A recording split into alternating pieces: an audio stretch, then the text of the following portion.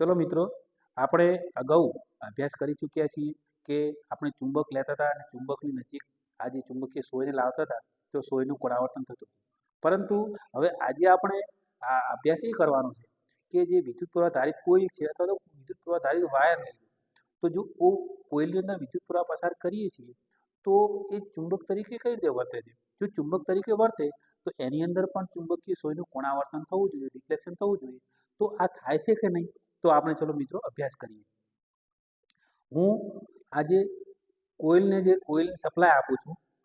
જ્યારે સપ્લાય આપવામાં આવે છે, જુઓ મિત્રો, કમ્પ્લીટ ચુંબકીય સોયનું કોણાવર્તન થાય છે. કેમ?